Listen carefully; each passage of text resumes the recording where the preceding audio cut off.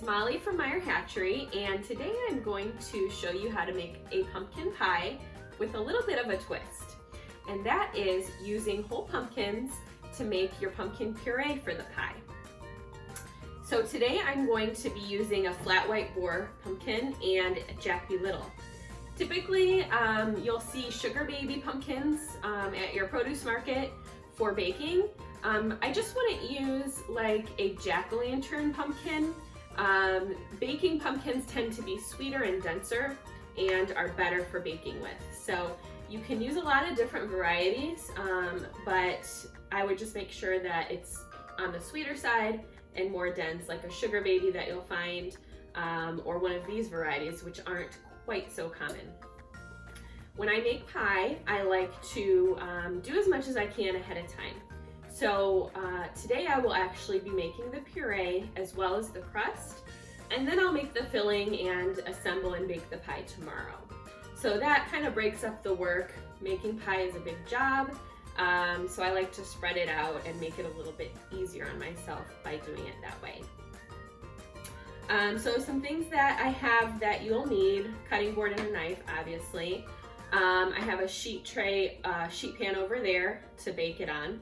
I've got my oven preheating to 375 degrees. And once I cut through these, I'll bake them for about an hour. The smaller ones aren't going to take as long, so I'll check those probably about half an hour in. But the bigger one may take up to an hour or even longer. So you'll know when they're done when the pumpkins are soft and you can pierce them easily with a fork. Now, I'm going to be taking you through the whole pie making process with a focus more on making the puree. Of course, you can use canned pumpkin for your pumpkin pie recipe, but it's not always easy to find at the stores, especially around the holidays. So I'm going to show you a little bit more in detail how to do that so that you can still have that pumpkin pie in the fall, even when there's no canned pumpkin on the shelves. And I'll also show you a little bonus treat at the end for both you and your chickens even. One of my favorite things about using whole pumpkins for the puree is that you get bonus treats in the seeds for roasting, and then the outer shell of the pumpkin, you can throw that into your chickens and let them have an extra treat.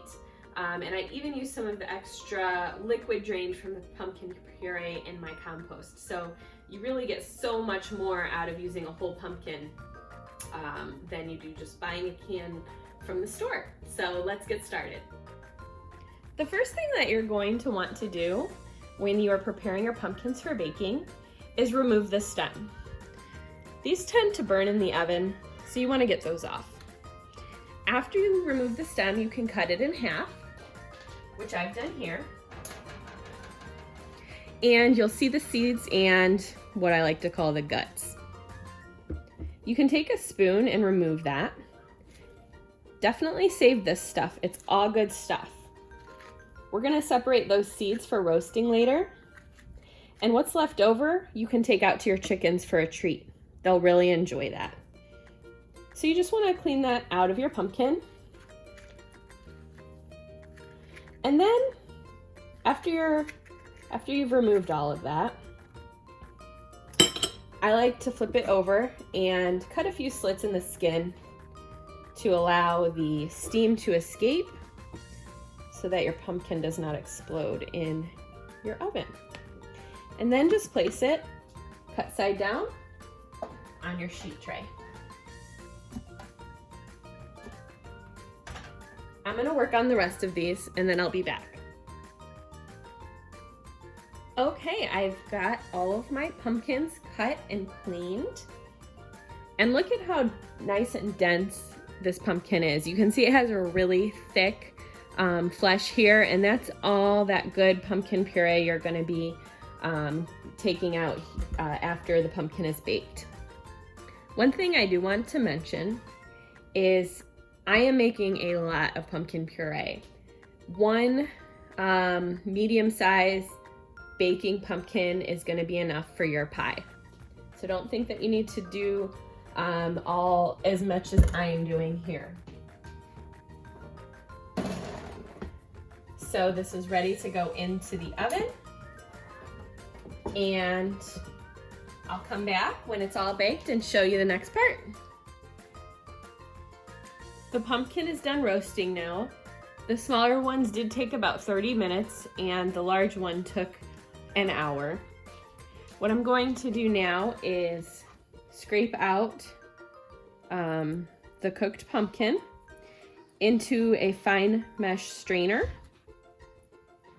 And after I get all of the pumpkin out, I'll put it through the food processor and then I'll set it back over the strainer because pumpkin is actually very watery and you want to make sure that you strain all that excess liquid out or you'll have a very watery puree. So I've cleaned out all my pumpkins and what I'm going to do now is puree it in the food processor. So I'm just going to take some here. Probably we'll have to do a couple batches.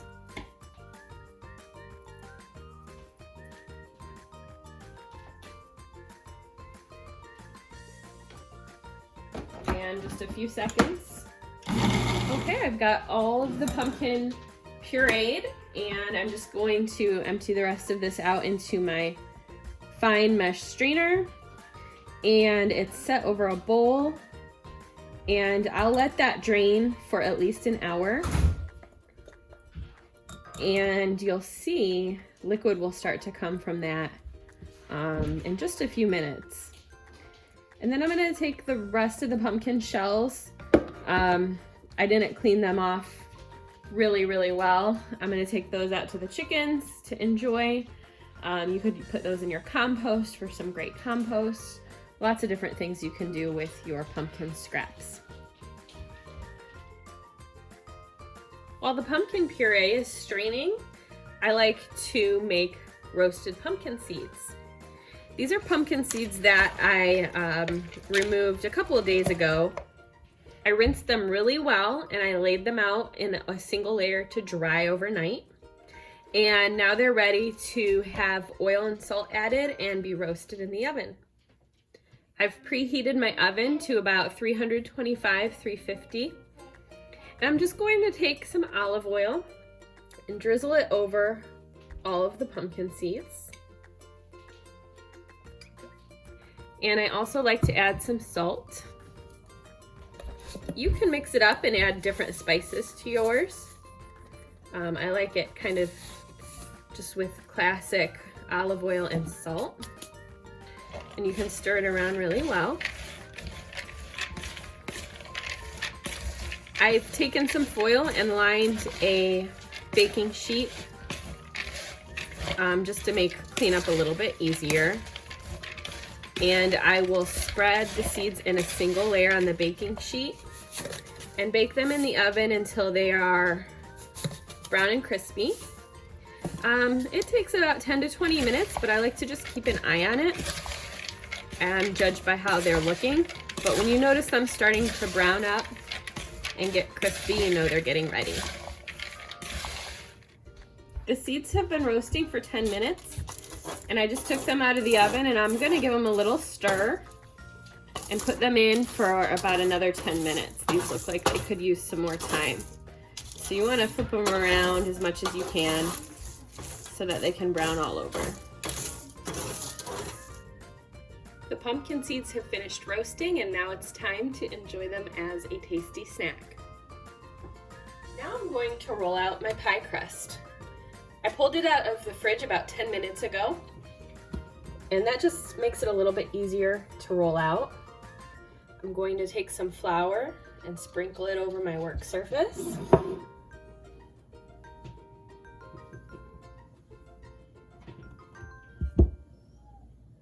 And on top of the dough. I'm going to be using a 9-inch pie pan for this. So you want to roll it out to about 11 inches so that you can have that crust. I put the pie crust in the freezer for about 5 minutes so that it could set up.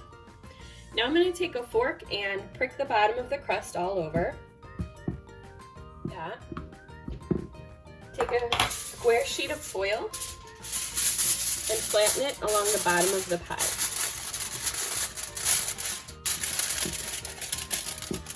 When you're baking it in the oven, before you add your filling, the crust will puff up a bit. And so when you add this foil, it allows you to take an oven mitt and press your hand down against the crust, kind of how I'm doing now, and flatten out any of those air pockets that form.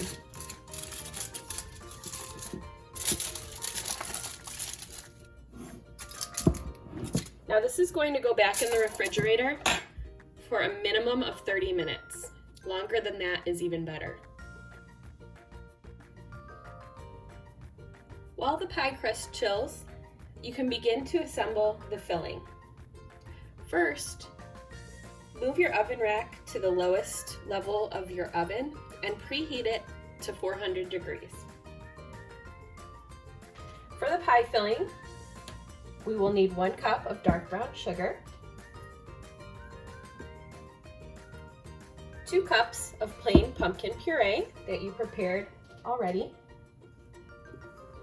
and either 5 teaspoons of pumpkin pie spice, or you can make your own by using 2 teaspoons ground ginger, 1 teaspoon fresh grated nutmeg, 2 teaspoons ground cinnamon, and 1/4 teaspoon ground cloves.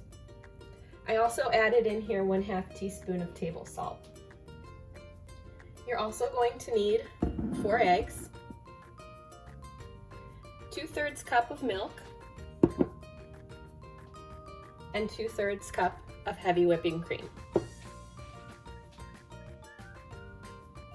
I've added the brown sugar, pumpkin puree, the spices, and the salt to a food processor, and I'm going to puree it for about a minute or so. I've baked the pie in a 400 degree oven for about 15 minutes, and I pulled it out, and with a oven mitt over my hand, I'm just going to push along the bottom to press out any air bubbles that may have formed while it was par baking. The trick to this pie is to warm both the crust and the filling separately and then put them together and finish the baking. So I'm going to press this down, and then I'll remove the foil and bake it for another 8 to 10 minutes.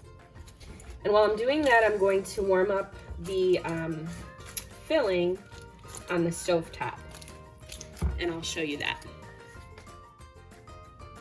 I've transferred the mixture that we process it in the food processor to the stove top, and I've got it over about medium-high heat. And we want to bring this to a boil. It's going to sputter a little bit, stirring constantly for about 5 minutes. So it's not quite boiling yet, but once it gets there, we want to do that for about 5 minutes. You can see here how the mixture has begun to simmer, and I'm just going to continue stirring this until it has a smooth appearance. And then as soon as the pie crust comes out of the oven, I will pour the milk and cream into this mixture and turn off the heat. My crust is now out of the oven, and here's what it will look like. Now I'm going to finish making my filling. We've got the food processor back out, and my favorite part of this is that we don't have to clean the bowl because we're going to be adding all the filling back in here. So in go the 4 eggs, and you want to run the processor just until they become nice and mixed together.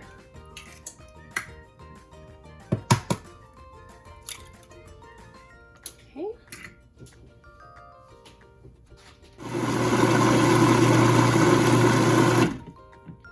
Okay, so with the motor running, I poured in about half of the cooked mixture. You want to do it slowly so that you don't cook the eggs with the hot pie filling, and you want to do it with the motor running. So I just poured that in very gradually, about half of the mixture. Now I'm going to add the rest of the cooked mixture.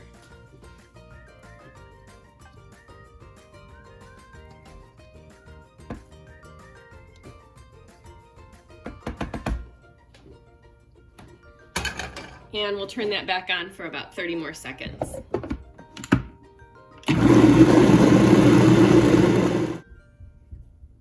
Okay, now we're ready to add the filling into the pie shell.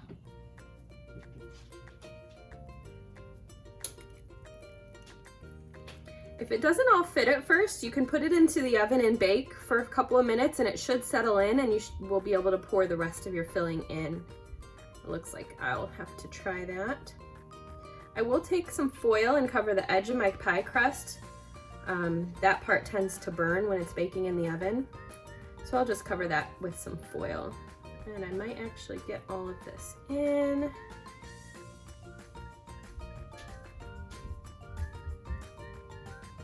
It smells so good.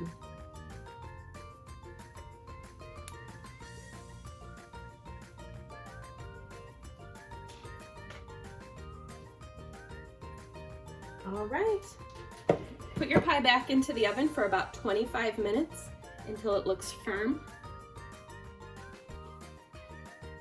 When your pie comes out of the oven, you want to let it cool for at least 1 hour. It will be a little bit puffy at first, and then as it cools, it will sink back down, as you can see here. And now it's ready to enjoy.